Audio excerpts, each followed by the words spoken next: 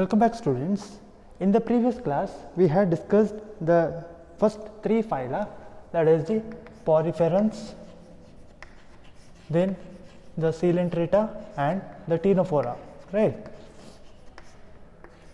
And in this class, we shall be studying the next phylum, that is the phylum Platyhelminthes, or they are also called the flatworms. This is a common name, that is the flatworms, that is due to their dorsiventrally flattened body. So, when you observe this figure, the first, that is the Taenia or the tapeworm, here you can find the animal body that is flattened and it is made up of numerous segment like structures, right. So, and another example, that is the Fasciola, also called the liver fluke. This is also a dorsiventrally flattened body, hence they are called the flatworms, right. So, in the previous phyla, that is the Ctenophora, it was called the comb jellies, whereas in this phylum, that is the phylum Platyhelminthes, refers to, these are the phyla which comprises of flatworms. Platy refers to, or platus refers to flat, helminthes refers to worms, and these are usually the endoparasites, that is they live inside the animal body. Usually they are living inside the animal body and some other are free living. So, endoparasites, and they cause some of the diseases, right. So, these endoparasites, that is these are the parasites which live inside the animal body. And when we speak about the symmetry, what is that? It is the bilaterally symmetrical symmetry, or bilateral symmetrical, right. Since they cannot be cut into two equal halves in more than one plane, and they are usually the acoelomates, that is they do not possess the body cavity, and they are triploblastic in their body layers, that is they have both all the ectoderm, mesoderm and endoderm, right. All these basic layer or the layers are present in this organisms. So, they are called the triploblastic, and here a little advanced than that of the previous phyla. Here you find the organ level of organization. So, in the previous phyla we found that Poriferans, cellular type, Coelenterates and Ctenophorans, they are of tissue type, right. So, here in this phylum, it is the organ system, organ level of organ level of organization. So, do not confuse with the organ system. Here it is just organ level, that is the functions of these organisms takes place within a particular organ, right. And here you also find a specialized structure that is called the hooks and suckers. Mostly these are present in the parasitic forms. See here in this example, that is the tapeworm, which is an endoparasite in humans and sheep and other organisms like the pigs.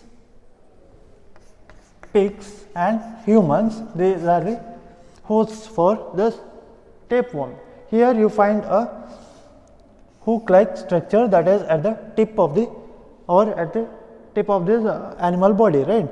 Even here in this liver fluke, it also grows in the liver of sheep as well as the humans. So, that is also called the liver fluke. Here also you find a hook like structure and sucker which helps in the endoparasitic organisms for what? Absorption of nutrients, right. So, these hooks are nothing but those which are help in anchorage to bind to the host, they possess the spine-like structure at their head region or at their tip, and suckers to suck the nutrients from the host cells, right. Next, there is another specialized cells that help in what is called the osmoregulation. Osmoregulation, that is, in this animal body there should be regulation of salts and other materials or other minerals, right. Usually the salts and then the water level, etc., they all have to be maintained, right. So that is called the osmoregulation, and that is brought about by specialized structures. They are called the flame cells. Got it? That is a typical characteristic of this phylum, that is the Platyhelminthes. And here the fertilization is internal, that is both the fusion of male and female gametes takes place inside the animal body, and here there is no bisexual, or they are bisexual, there is no unisexual organisms, that is both the male and female sex organs are present in the same body. Got it? And here the development that takes place with the help of through many larval forms, that is the egg gives rise to larva and they undergo different modifications, right. So they are also of many types or many forms, that is the development is indirect. So remember, when there is a larval forms and which is different from that of the parents, then such kind of development, that is called the indirect type. Understood? So now let us briefly recall all the important characteristics. So this phylum Platyhelminthes are also called flatworms due to its dorsiventrally flattened body. When we speak about the habit and habitat, this flatworms, they are either free living or most of the times they are endoparasites which dwell in other animals, on the body of other animals. And then while speaking about the symmetry, we have it is of bilateral symmetry, and they are acoelomates, that is without the coelom or without a body cavity within the mesodermic region, right. And they are triploblastic and have organ level of organization. So remember the triploblastic and organ level with ectoderm, endoderm and mesoderm, as well as they have a specialized structure that is called hooks, and they are also associated with suckers. So here the function of hooks are to anchor or to cling into the host body, whereas the suckers, that is for absorption of nutrients from the hosts. And there is another specialized structure for osmoregulation in these animals, they are called the flame cells, and here the fertilization is internal and there is no separate male and female sexes, only the same animal body that possesses both male and female reproductive structures. And here there is a asexual type of reproduction that takes place by regeneration.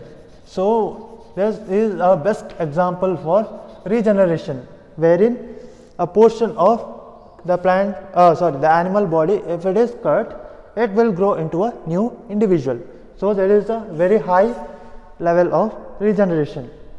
Here the development is indirect with many larval forms.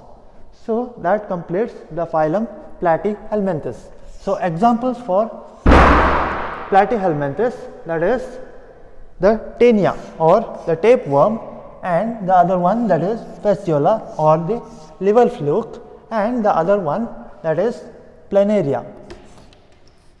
Planaria, that is an example for this flatworm. Clear? All these are examples for flatworms. So this completes the phylum Platyhelminthes. So if you have any doubts or if you didn't understand any of the topics, you can approach. Thank you.